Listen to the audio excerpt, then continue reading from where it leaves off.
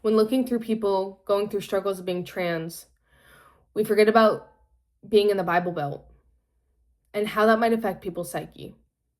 I interviewed two of my close friends who have lived in the Bible Belt the majority of their lives. Over the last several years, right-wing opponents of social justice have steadily honed their anti-trans tactics and rhetoric. We are now seeing the effects of their well-resourced, diligent campaigning, says thepoliticalresearch.org. Why are we letting our trans youth sit in homes and states where they do not feel safe to speak up for who they are? Vic is gender fluid and going by any pronouns. They had a family that was in strong religious background. I just talked to Elise, who is a trans woman born and raised in the South. I asked them, because of conflicting schedules, I messaged them with questions about being trans in the Bible Belt and how that felt growing up. My first question was, how is the Christian conservativeness of the South made coming out different than most? And Elisa's response was, it made it extremely hard because a lot of people either didn't understand being trans or were actively against it. I remember when I came out to two people who I trusted and thought were friends, one of them immediately debated me on the validity of being trans and how they thought it was ridiculous. They said stuff like, if you were gay, I'd understand, but being trans, it was ridiculous. The other one agreed. Also, even coming out to my parents, still to this day, use my incorrect pronouns and my dead name, which upsets me and makes me feel like coming out to them was pointless. Vic's response, well, growing up in a very conservative household, it was hard to understand myself because you feel like something is wrong or broken because it doesn't fit into the set godly standards of being a woman. But you also don't want to. At the same time, you don't know why you feel that way. It took me a lot of research and self-reflecting to come to terms with my gender. But even though that gave me comfort, it also gave me the realization that the place you called home is not safe for you. That not only would your family not accept you, but the society around you also won't. That even people that pass you on the street will see you differently. It's definitely isolating. Most trans people go through the experience of not being accepted at home.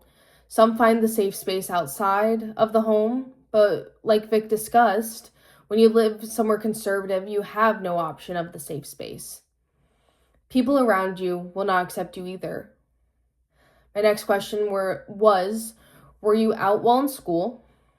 Were adults understanding or helping, or even giving you a safe space? Elise said, I was not out in school. It wasn't a safe environment, especially for being transgender. Even cis gay people were getting bullied every day, being the butt of every joke, along with disgusting looks from our peers. There was an active dress code for AMAB, assigned male at birth, people from wearing feminine clothes. Adults almost never helped to make queer kids feel safe either. The only time I remember any of them making an effort was when there was a debate in government class and the topic was legalizing gay marriage. They let me have a platform to defend it. Most people were against it. They made fun of me for defending it. There were even adults who didn't work for the school. They organized prayer groups, going up to students asking if being LGBTQ+ was a sin or not. Vic said, since I was homeschooled, I didn't really have social interactions outside my family.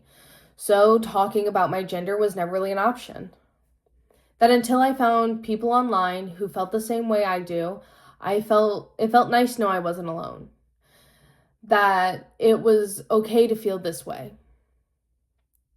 The last question I asked them was if you could give advice to any young trans person living in the Bible Belt, what would it be? Elise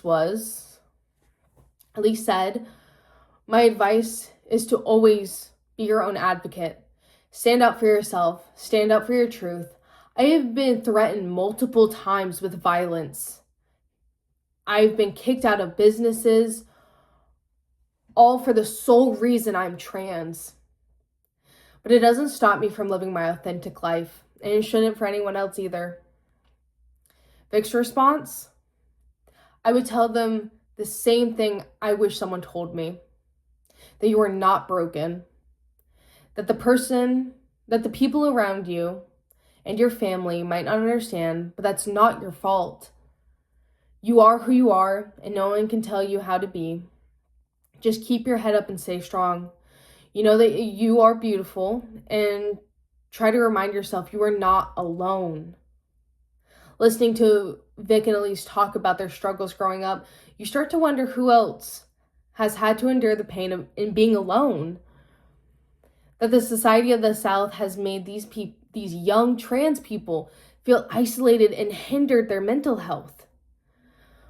What do you think is the best as a society we can do to change this? This is a systematic oppression of trans children and adults that has surged through the South for centuries. What are we doing to make the change? I'll leave you with 3 questions. What is a word of advice you would give a young trans person living in the Bible Belt? Hearing their stories, how did that make you feel? What effect does that have on you? And lastly, what are we doing to make a change in the South? Thank you.